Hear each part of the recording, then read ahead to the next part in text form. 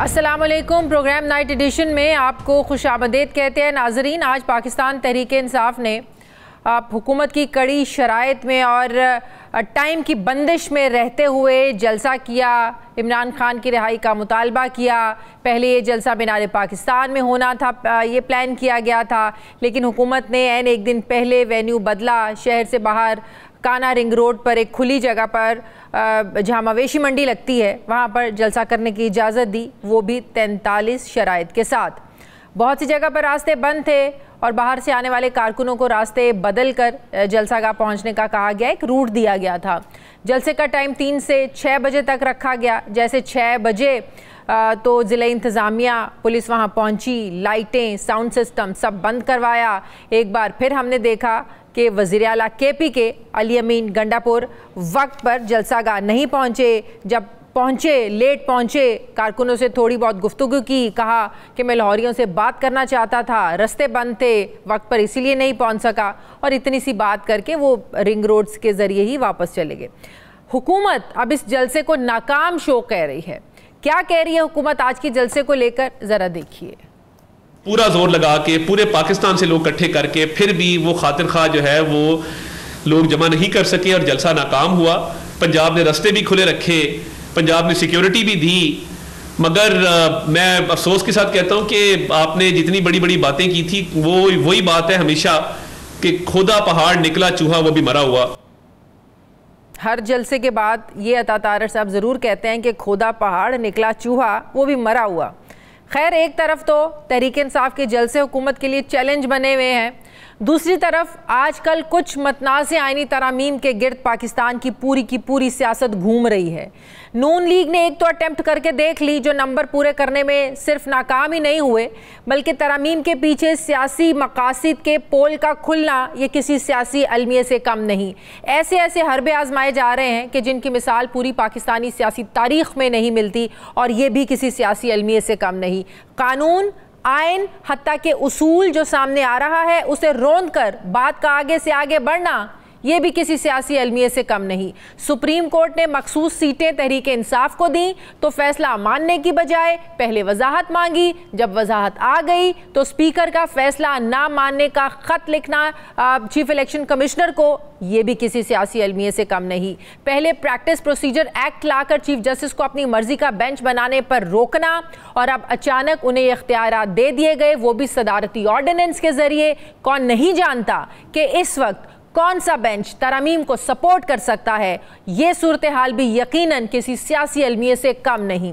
फिर article 63A की जो तशरीह सुप्रीम कोर्ट ने की, इस पर सवालात अपनी जगह, लेकिन जिन हालात में और जिस तरीके से हुकूमत असम्बली मेंबरान के वोट लेने के लिए कानून बदलने जा रही है, ये भी यकीनन किसी सियासी अलमिये से कम नहीं। चंद रोज़ पहले मौलाना फजलुर रहमान ने मीनार पाकिस्तान में जलसा किया तो वेलकम किया गया, लेकिन जैसे ही तहरीक इंसाफ ने वहाँ जलसे की इजाज़त मांगी, जिस पर हुकूमती इनकार किसी सियासी अलमिये से कम नहीं। जलसे जुलूस जिन्हें जमहूरियत का हुस्न कहा जाता है, उन्हें भारी शराइत में जकड़ कर इसे जुर्म करार देना, फिर पीसफुल पब्लिक गैदरिंग जैसा कानून पास करना, ये भी किसी सियासी अलमिये से कम नहीं। फॉर्म 47 के इल्ज़ामात में जकड़ी हुकूमत किसी भी कौमी इत्तफाक राय के बगैर आइनी तरामीम का सोचना भी किसी सियासी अलमिये से कम नहीं। कहने को तो आइनी तरामीम है, लेकिन इत्तेहादियों के अलावा मेंबरान हत्ता के वज़रा के पास भी मुसव्वदे का ना होना, ये भी सियासी अलमिये से कम नहीं। नाजरीन, एक जमहूरी मुल्क में जहाँ 2/3 अक्सरियत का कानून हो, वहाँ महज पॉलिटिकल पोलराइजेशन की दुश्मनी में दस्तूर जैसे कौमी डॉक्यूमेंट को छेड़ना, ये भी किसी सियासी अलमिये से कम नहीं।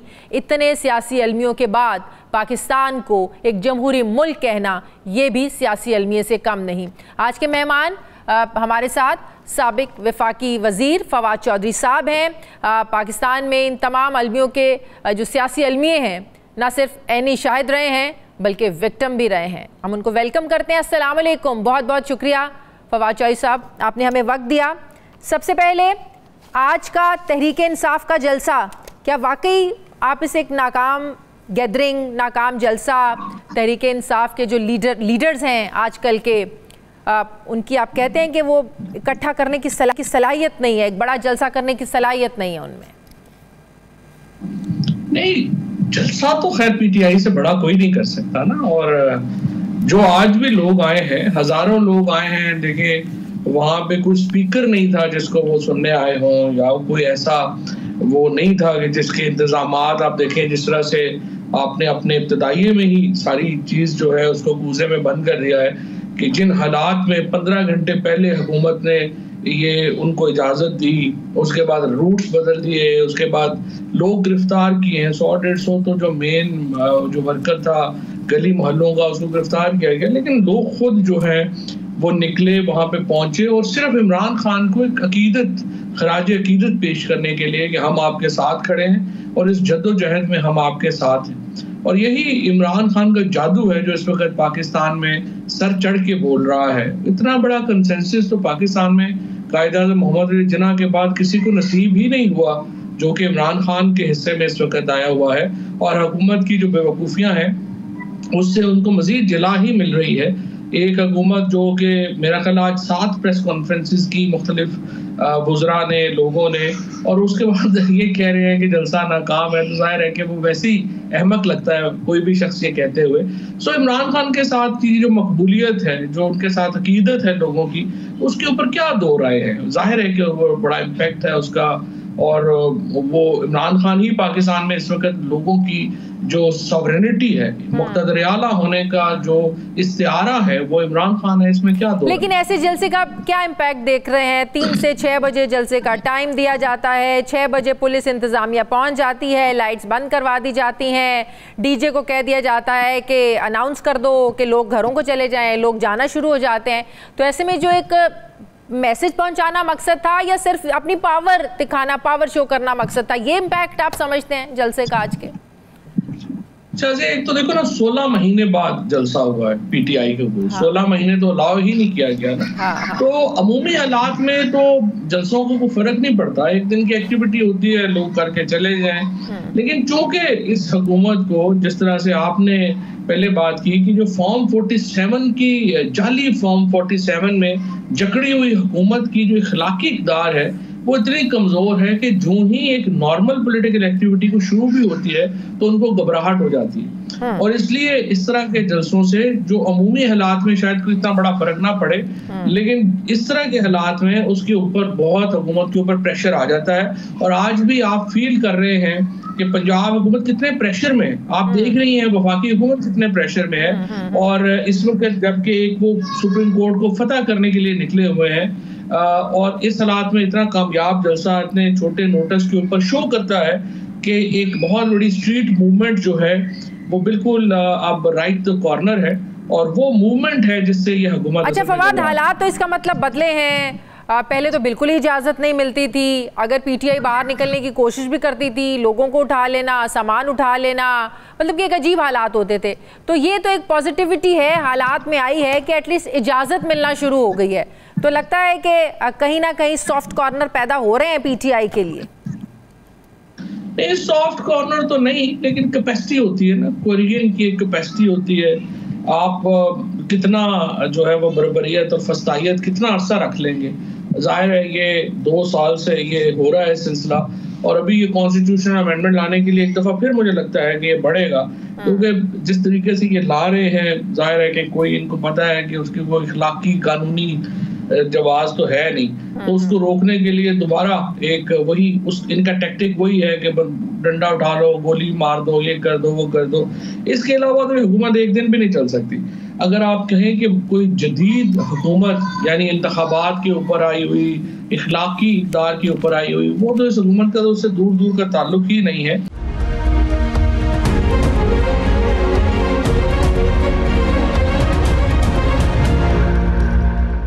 हमेशा आप बात करते हैं कि इन्हें तहरीक का आगाज करना चाहिए था, 8 फरवरी के अगले दिन ही कर देना चाहिए था। अभी भी आप कह रहे हैं कि बड़ी पावर, इन्हें स्ट्रीट पावर दिखाने की जरूरत है, स्ट्रीट्स में उस तरह का प्रोटेस्ट करने की जरूरत है। तो मौजूदा क़यादत आपके ख्याल में उनमें कैपेसिटी नहीं है, कर नहीं सकते हैं, या बस वो कह रहे हैं कि जो हम इंजॉय करें हम करें? आप तो कहते हैं ना कि हमेशा बहुत से लोग कहते हैं पीटीआई के कि मौजूदा लीडरशिप की वजह से इमरान खान अंदर है, नहीं तो कब का इमरान खान बाहर आगे होते।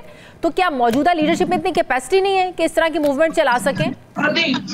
नहीं, कैपेसिटी तो फॉर श्योर नहीं है, उसमें तो कोई शुबा ही नहीं है। अच्छा। लेकिन देखिए ना, जो असल प्रॉब्लम ये है कि टाइमिंग भी होती है ना चीजों की। 9 फरवरी का मैं बार बार इसलिए कहता हूँ कि उस वक्त सारे MNA और MPA जो थे, खुसूसन पंजाब में, उन्होंने अपने रिजल्ट्स के लिए निकलना था ना, उनकी अपने चीजें स्टेट पे लगी हुई थी। तो उस दिन जो भी होता, अगर लोगों को कॉल दी जाती तो मूवमेंट शुरू हो जानी थी लाजमी तौर के ऊपर, कहीं ना कहीं से जो है वो चीज़ पाक होनी थी और वो आगे चली जानी थी, लेकिन वो ना शुरू करके बहुत नुकसान हुआ PTI का।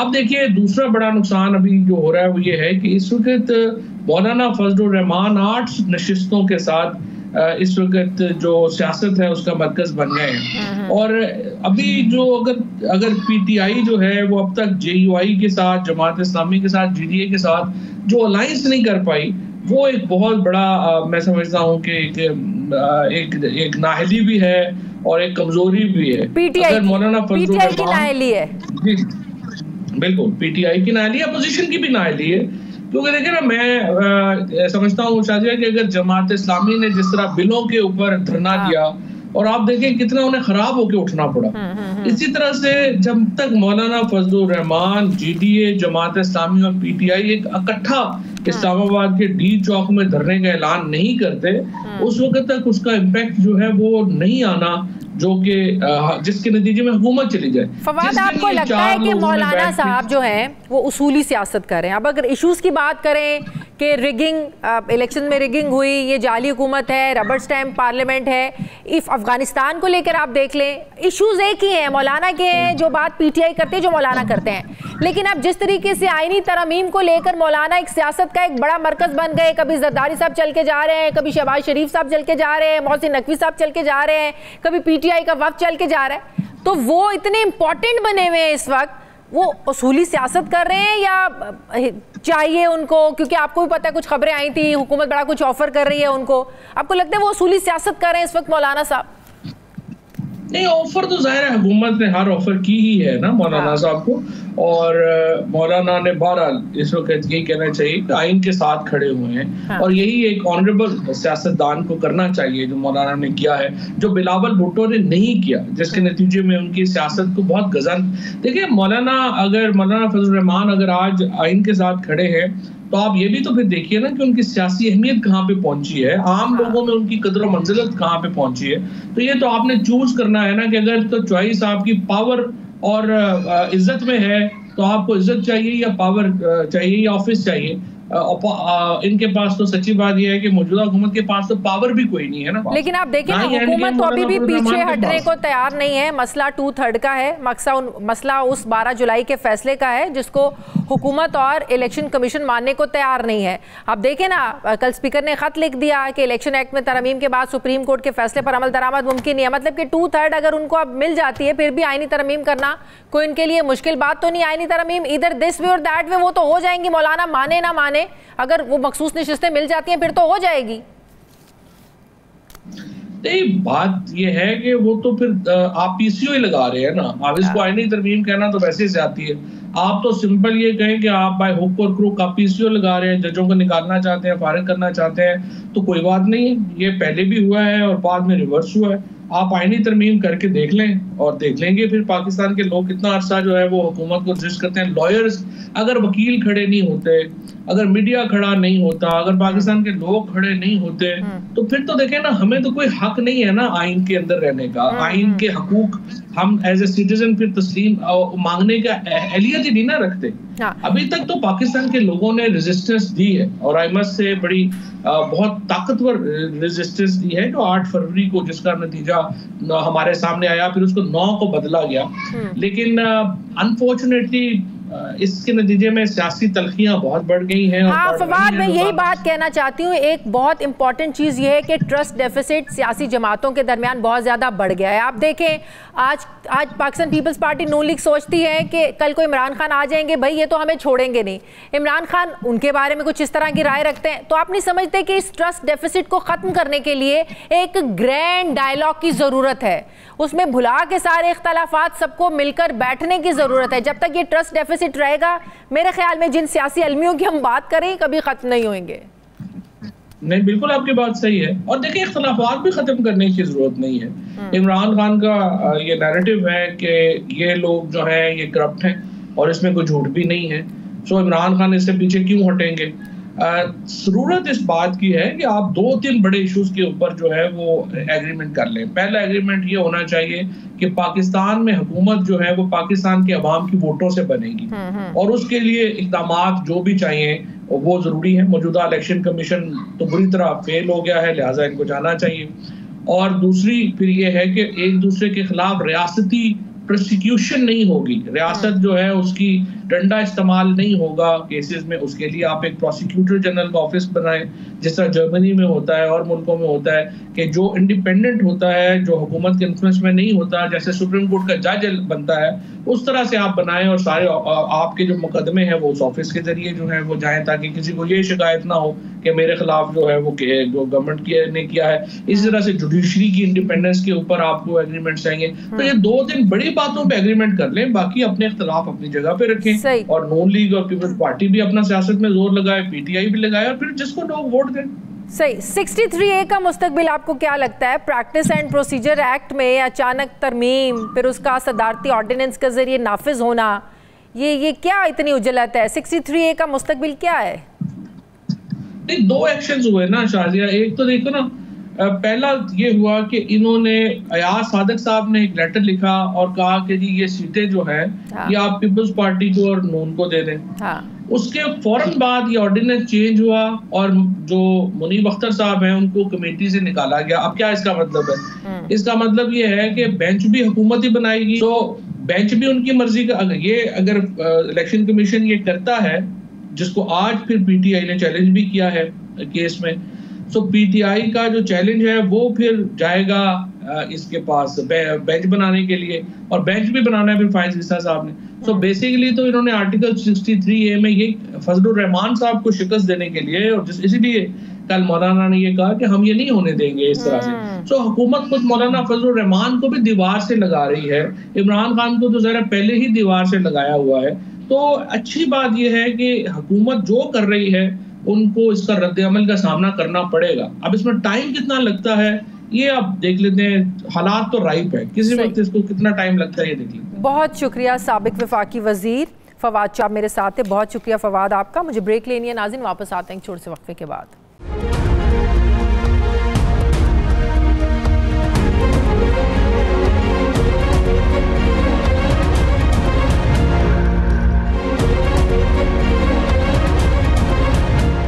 ब्रेक के बाद एक बार फिर से आपको खुशामदीद कहते हैं। नाजरीन, क्या हुकूमती बका इन आइनी तरामीम में है और वो भी जल्द अज जल्द लाना मकसूद है? पिछले हफ्ते हुकूमत ने 2/3 अक्सरियत पूरी किए बगैर उजलत में ही आइन में रद्दोबदल की एक नाकाम कोशिश की, उसके हुसूल के लिए अब कवानीन पर कवानीन लाए जा रहे हैं। ऐसा मालूम होता है जैसे ये आइनी तरामीम नहीं बल्कि हुकूमत की बका की जंग हो। ये बका की जंग नहीं तो क्या है कि 2 दिन पहले स्पीकर कौमी असम्बली ने इलेक्शन कमीशन को ख़त लिखा कि मखसूस सीटों पर सुप्रीम कोर्ट के फैसले पर अमल दरामद नहीं हो सकता, क्योंकि इस फैसले के बाद इलेक्शन एक्ट का नया कानून आ चुका है। ये बका की जंग नहीं तो क्या है कि फिर कौमी असम्बली ने नई पार्टी पोजीशन जारी की है जिसमें पीटीआई का वजूद ही ख़त्म कर दिया गया है। वो शनाख्त भी छीन ली जो उसे सुप्रीम कोर्ट के 12 जुलाई के फैसले के बाद मिली थी। ये बका की जंग नहीं तो क्या है कि हुकूमत ने तीसरा जारहाना काम ये किया कि अपने ही बनाए कानून प्रैक्टिस एंड प्रोसीजर एक्ट को बदलने के लिए एक ऑर्डिनेंस ले आई। अब इसे हुस्ने इत्तफाक कहें या कुछ और, उधर प्रैक्टिस एंड प्रोसीजर ऑर्डिनेंस की काबीना से सर्कुलेशन समरी के जरिए मंजूरी ली गई, उधर सदर साहब ने इस पर दस्तखत कर दिए। ऑर्डिनेंस नाफिजुल अमल होते ही चीफ जस्टिस काजी फाइज ईसा ने दूसरे सीनियर तरीन जज जस्टिस मुनीब अख्तर को 3 रुकनी जजेस कमेटी से बाहर निकाल दिया और उनकी जगह जस्टिस अमीरुद्दीन खान को कमेटी का रुकन बनाया गया, जो सीनियरिटी लिस्ट में 5वें नंबर पर हैं। अब हुकूमत इस ऑर्डिनेंस का दिफा कर रही है जब पीटीआई इसे अदलिया पर एक और हमला करार दे रही है। बैरिस्टर अली जफ़र का मानना है कि ये ऑर्डिनेंस मौजूदा चीफ जस्टिस को जजेस कमेटी पर पावर देने के लिए लाया गया है। बैरिस्टर अली जफ़र से पहले मौलाना फजलुर रहमान भी हुकूमती नीयत पर सवाल उठा चुके हैं। आइनी तरमीम पर गुज़श्ता रोज़ मौलाना फजलुर रहमान ने कहा कि ये हुकूमत अपने तहफ़्फ़ुज़ के लिए ला रही है। हमने नजरियात, उसूल और कौम की आवाज़ को तक़वियत देने की सियासत की और हर ऐसी तजवीज़ को हमने मुस्तरद कर दिया कि जो मफाद आम्मा के खिलाफ थी, बुनियादी इंसानी हुकूक की नफ़ी कर रही थी। अदल इंसाफ मुहैया करने में सिर्फ हुकूमत को तहफ़्फ़ुज़ देना था। मौलाना फजलुर रहमान के तहफ़्फ़ुज़ात अपनी जगह, मगर हुकूमत का अभी भी ये ख्याल है कि वो आइनी तरमीम पर मौलाना साहब को मना लेंगे, जो बज़ाहिर तो नहीं नज़र आ रहा कि मान जाएंगे। ऐसे में बिलावल भुट्टो ज़रदारी का ये मानना है कि अगर JUI से मुशावरत कामयाब नहीं होती तो भी नंबर्स पूरी करने की कोशिश करेंगे। ऐसे में सवाल उठता है कि मौलाना को राज़ी किए बगैर हुकूमत आइनी तरमीम कैसे मंजूर करवाएगी? क्या इस मकसद के लिए फ्लोर क्रॉसिंग करवाई जाएगी या हुकूमत की दोबारा नज़रें PTI के हिस्से की मखसूस नशिस्तों पर हैं? हुकूमत जिसे हर सूरत आइनी तरमीम को मंजूर करवाने के लिए जैसे हाथ पाँव मार रही है और नए नए प्रेसिडेंट सेट कर रही है, हमारा सवाल ये है कि क्या सियासी जंग में अब सब जायज़ हो गया है? दूसरी तरफ आज PTI ने मरियम नवाज शरीफ की सरकार की कड़ी शराइत में लाहौर में जलसा किया। एक बार फिर PTI को जलसे के लिए शॉर्ट टाइम दिया गया, 3 घंटे में कहा जलसा ख़त्म करना है। जब जलसे का वक्त ख़त्म हुआ तो वज़ीर आला KP के अली अमीन रास्ते में थे। इससे पहले ज़िले इंतज़ामिया और पुलिस ने जलसा गाह को खाली करवाना शुरू कर दिया। अली अमीन गंडापुर साहब जो थे वो देर से पहुँचे। मैं बात करूंगी, मुझे ज्वाइन कर रहे हैं मुस्लिम लीग नून के रहनुमा और कोऑर्डिनेटर वज़ीर आज़म राना एहसान अफजल साहब। अस्सलाम वालेकुम, बहुत बहुत शुक्रिया राना साहब आपका। राना साहब, जब भी तहरीक इंसाफ को जलसा करने की इजाज़त चाहिए होती है, एक भौचाल सा लगता है आ जाता है, हुकूमत खौफ का शिकार लगती है। इस्लामाबाद में जब जलसा होना था तब भी ऐसे ही हमने इस तरह की सूरत हाल देखी। वेन्यूज़ की बात आती है तो अलग तमाशे लगना शुरू हो जाते हैं। अगर तहरीक इंसाफ एक जलसा करने में कामयाब हो जाती है, उनकी तसल्ली हो जाती है, हुकूमत अपने आप को क्यों इतना उनको खौफ महसूस होने लगता है? देखिए, अगर हुकूमत ने जलसे को ना होने देना हो तो हुकूमत ये वो मशीनरी और उसका वो पैराफिलिया इतना है कि वो जलसे को ना होने दे। लेकिन हुकूमत ने इजाज़त दी है जलसा करने की, लेकिन जो रुकावटें जिनका आप जिक्र कर रही हैं वो देखें, वो जिस तरह की सिक्योरिटी की सिचुएशन होती है और जो इंटेलिजेंस रिपोर्ट्स होती हैं उसके मुताबिक ये अरेंजमेंट किया जाता है। और वैसे भी देखें, एक तो ये हो गया, दूसरा PTI के जलसों में जलाओ घिराव की तारीख है। आपने देखा कि ये जमात जो है वो रेडियो पाकिस्तान पे हमलावर हुई। जब अरेस्ट करने खान साहब को जमान पार्क में गए तो उन्होंने पेट्रोल बम मारे। फिर 9 मई के वाक़यात, फिर पिछले जलसे में जिस तरह की गुफ्तगू की गई, इश्तियाल फैलाने वाली और एक तूफ़ान बदतमीज़ी खड़ी की गई, ये जमहूरी रिवायत नहीं है। लेकिन हुकूमत ने फिर भी इजाज़त दी जलसे की। और जो रुकावटें हैं वो अगर उन्होंने लोकल इंतजामिया ने रूट्स को मॉनिटर करना है और कोई नागुज़ीर वाक़या होने से जब लीग के लोगों से ही सवाल करते हैं कि सर आप ये बताएं कि जलसे तो आप लोग भी करते हैं, जलसे करने का भी कोई टाइम होता है? जलसा शुरू करते हुए ख़त्म करते हुए ज़ाहिर वक्त भी हो जाता है। तो नून लीग के लोग भी इस बात से एग्री करते हैं कि वाकई हम भी जलसे करते हैं, जलसों का कोई टाइम नहीं होता है। तो ये मैं आपसे ही पूछना चाहती हूँ कि क्यों टाइम की पाबंदी क्यों लगाते हैं आप लोग? देखिए, मेरा ख्याल है कि ये जो सिक्योरिटी की जो रिपोर्ट्स होती हैं उसकी मुताबिक ये फैसले लिए जा रहे हैं, चाहे वो कंटेनर लगाने के, जलसे को एक लिमिटेड टाइम के अंदर इख्तिताम करने के। क्योंकि जो मैंने आपको पूरी तारीख एक बताई, जो वायलेंस की तारीख है, जब इस तरह के खदशात हों कि कोई ना कोई वायलेंट इंसिडेंट हो सकता है, कोई दहशतगर्दी का वाक़या हो सकता है, तो इंतज़ामिया की कोशिश होती है कि जिन चीज़ों को वो कंट्रोल कर सकें, जो एक कंट्रोल निज़ाम के अंदर वो सिक्योरिटी प्रोवाइड कर सकें, वो ऑफ़र कर रही। और उसके अंदर टाइम फ्रेम भी है। अब सिक्योरिटी, जब तक जलसा होगा तब तक सिक्योरिटी का बंदोबस्त जो है वो लॉ एंड ऑर्डर की एजेंसीज के ऊपर है, तो वो डेफिनेटली अपने चाहते होंगे कि कोई दूसरी बात ये, मीनारे पाकिस्तान के वेन्यू पर जलसे की इजाज़त देना ये भी हुकूमत के लिए हवाई बन जाता है। जब भी तहरीक इंसाफ वहाँ जलसा करने की इजाज़त मांगती है, आपको याद है मियाँ साहब वापस आए थे, वहाँ जलसा हुआ था, रिसेंटली मौलाना साहब ने जलसा किया है। मीनारे पाकिस्तान पर तहरीक इंसाफ को वहाँ जलसा करने की इजाज़त देना यही प्रॉब्लमेटिक क्यों है हुकूमत के लिए? देखिए, ये तो जो लोकल इंतज़ामिया होती है और उसको जो इंटेलिजेंस कमेटी होती है और जिस तरह की इंटेलिजेंस की रिपोर्ट्स आती हैं उसके मुताबिक ये फिर फैसले किए जाते हैं। नेगेटिव रिपोर्ट तहरीक इंसाफ के लिए आती है? नहीं, देखिए, मेरे ख्याल से अगर ज़मान पाक में इन्होंने पेट्रोल बम ना मारे होते, अगर इन्होंने इस्लामाबाद में जलाओ घिराव ना किया होता, अगर 9 मई के वाक़यात के अंदर इन्होंने 10 फौजी तनसीबात पे यक वक्त हमला ना किया होता और रेडियो पाकिस्तान पे हमला ना किया होता, तो डेफिनेटली फिर शायद इस तरह की इंटेलिजेंस रिपोर्ट्स भी ना आती कि जहां आपको इस तरह के मेजर्स लेने पड़ते। क्योंकि इनका एक इंतशार का एक तारीख है, तो मेरे ख्याल से उसी के मुताबिक फिर रिपोर्ट्स आती होंगी कि कोई ना कोई वाक़यात होने के इम्कानात होते हैं, फिर जिसके अंदर सिक्योरिटी इंतजामात को सख्त मेजर्स लेने पड़ते हैं, जो पीटीआई अभी फेस कर रही है। बिल्कुल बेहतर होता है ये ना लेने पड़ते, लेकिन उनकी जो हिस्ट्री है शायद ये बुनियाद बनती है। अब जरा आगे बढ़ते हैं। अब ये आईनी तरमीम को लेकर हुकूमत को जो शर्मिंदगी, जो एक हजीमत, जो एक उन्हें नाकामी का सामना करना पड़ा, क्या वजह थी इसकी? इतनी कोशिशें, मौलाना को मनाने की कोशिशें, इतनी तगो दौ के बावजूद क्यों नाकामी हुई आप लोगों को? नहीं, देखिए, मैं तो समझता हूं कि ना हमें कोई ऐसी बात नहीं है। हुकूमत ने कोशिश की कि वो 2/3 लोगों की जो है कंसेंसस बिल्ड करके इस आईनी तरमीम को आगे लेके आए, उसमें हम नाकाम हुए। हमारे पास 2/3 की कंसेंसस नहीं थी। मौलाना साहब को राजी नहीं कर सके। मौलाना साहब की प्रेस कॉन्फ्रेंस कल की सुनी होगी। मौलाना साहब ने कहा ये तो हुकूमत तो अपने आप को तहफ़्फ़ुज़ दे रही थी, आप लोग तो सारा दारोमदार हुकूमत का था कि मौलाना मान जाएं। इतनी कोशिशों के बावजूद कभी जरदारी साहब जा रहे हैं, शहबाज शरीफ साहब जा रहे हैं, क्यों मौलाना को क्यों नहीं आप लोग राजी कर पाए?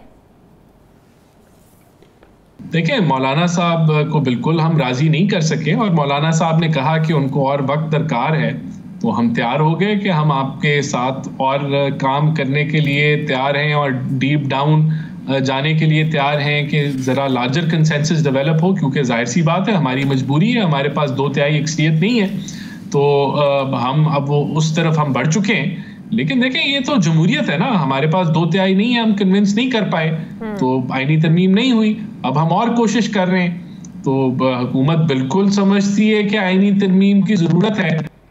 क्या था कि पीपल्स पार्टी को भी जब बिलावल साहब मिलने गए मौलाना साहब को, तो जो कामरान मुर्तज़ा साहब के साथ जो उनकी बातचीत हुई, उन्होंने पूछा कि चेयरमैन साहब आप ये क्या करें, तो बिलावल साहब ने कहा ये हमारी मजबूरी है, आप इस पर रेजिस्ट करें, हम आपका साथ देंगे, आप इस पर बात करें।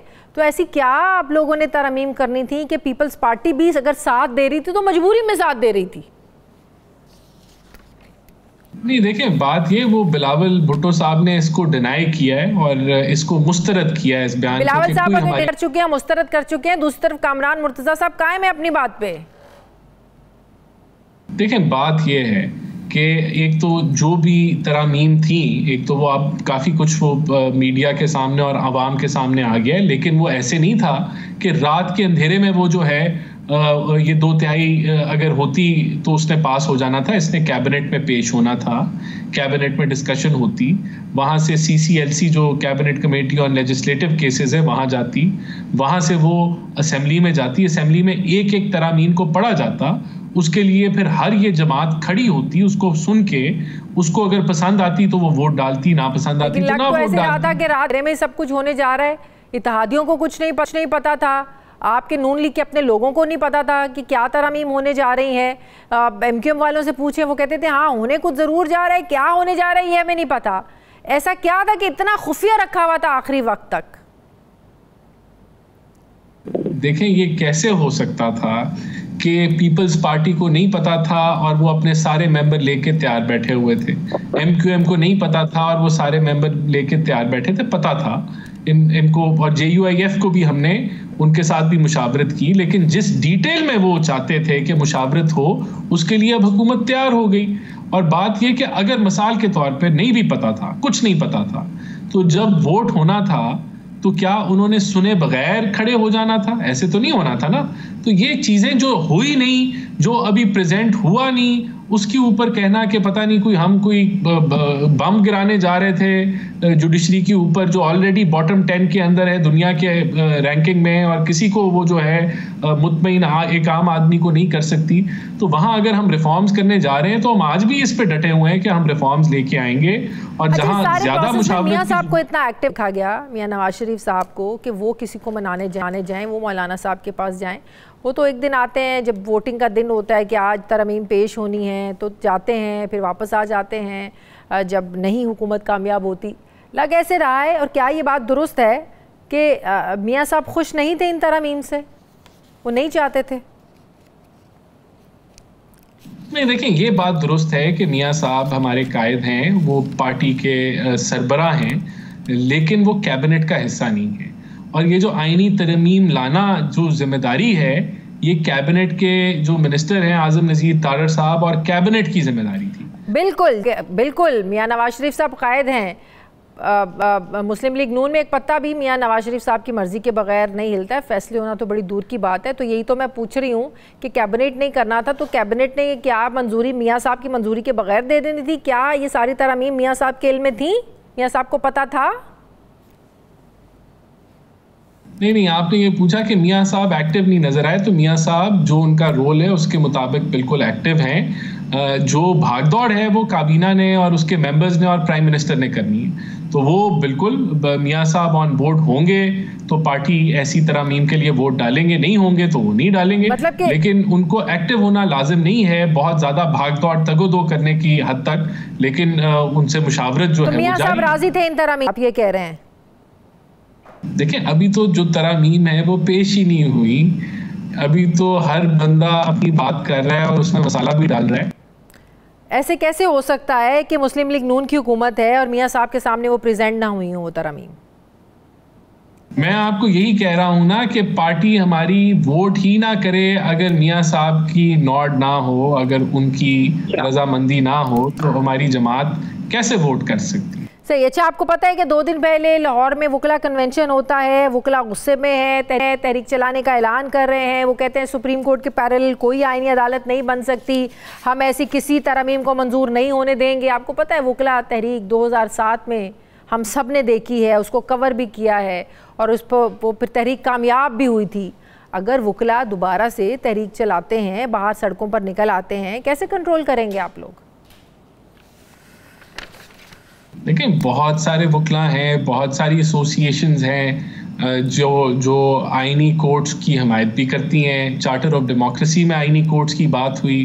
दुनिया भर में 80 से ज़्यादा ममालिक हैं जहां आईनी कोर्ट्स हैं। आईनी कोर्ट्स लाने का ये मतलब नहीं है कि आपका कोई जो मैंडेट है सुप्रीम कोर्ट का वो कम हो रहा है, बस सेपरेशन है कि आईनी कोर्ट सेपरेट हो जाएंगी और जो रेगुलर कोर्ट्स हैं वो रेगुलर मैटर्स को देखेंगी। तो इसमें कोई ऐसा कोई पैरेलल या क्रॉस कटिंग ऐसा हम कोई नई चीज़ इजाद करने नहीं जा रहे जो दुनिया में पहले ना होती हो। जमहूरियत में ये चीज़ें तय हुई थी 2006 में, उसके बाद पीपल्स पार्टी की हुकूमत आई 2008 में, 2013 में नून लीग की हुकूमत आई, अब 2018 में पाकिस्तान तहरीक इंसाफ की हुकूमत आई और अब 2024 में आप लोगों की हुकूमत आने के बावजूद भी पीटीआई की एक हवा है। तो अब ही क्यों इतना आप लोगों को लग रहा है कि अभी यही वक्त है आईनी अदालतों का? हमें अभी याद आया है कि हम इसको कर लें, तो ये तो हुकूमत का राइट है ना कि जब वो बेहतर समझे तो उसको कर लें। तो लेकिन हवा कोई तेज नहीं चल रही खान साहब की। खान साहब जरूर इंतशार फैलाने की कोशिश करते हैं क्योंकि मईशत अब बेहतर सिमत पे जा रही है, लेकिन बिल्कुल ये तो हमारा राइट है कि हमें अभी याद आया तो हम अभी कर लें। अगर हमें ना अभी याद आता तो हम थोड़ी देर बाद जब याद आता तो तब कर लेते। अच्छा, आप लोग एक और प्रेसिडेंट सेट कर रहे हैं, वो है सुप्रीम कोर्ट के फैसलों को ना मानने की रिवायत डालने जा रहे हैं आप लोग। इलेक्शन कमीशन ने 12 जुलाई के सुप्रीम कोर्ट के फैसले पर वजाहत मांगी।